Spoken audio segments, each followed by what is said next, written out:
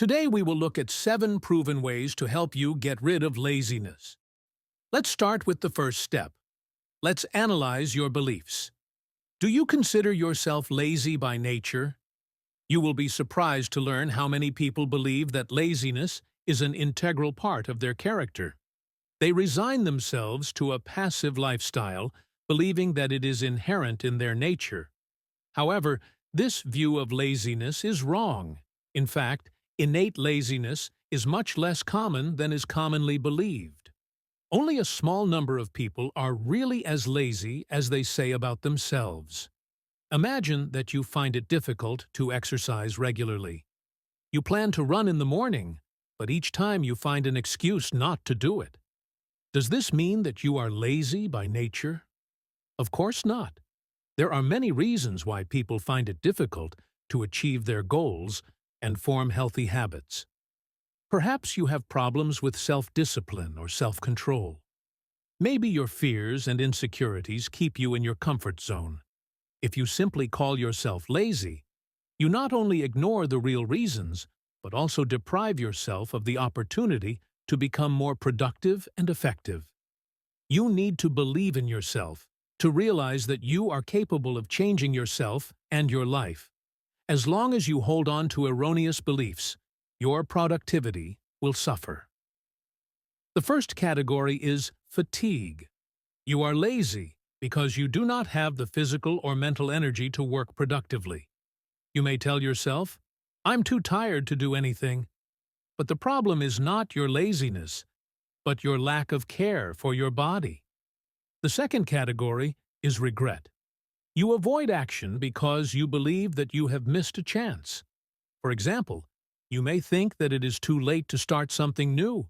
However, this is just an excuse that allows you to stay in your usual comfort zone.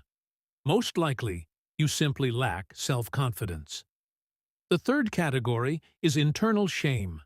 It makes you incredibly unproductive and destroys your thinking. Most often, this is due to a lack of self-compassion. You get so upset about your own laziness that you end up sinking deeper into it. The fourth category is fear of judgment.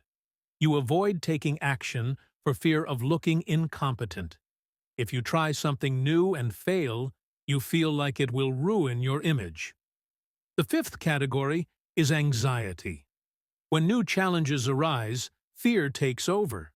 You tell yourself, "I can't handle it," because you're afraid to try. The sixth category is uncertainty in the face of complex tasks. If something seems difficult or confusing, you put it off because you don't know where to start. However, uncertainty is a natural part of any challenge, and you need to learn to accept it. The seventh category is apathy. You simply don't care about anything. Finally, self-definition. If you call yourself lazy, then you begin to match this image. However, gradually changing the way you view yourself can strengthen your motivation and change your behavior. Even if you have managed to change your thinking, it can be difficult to see the meaning in what you do. You may lack motivation because your work seems unimportant or not worth the effort.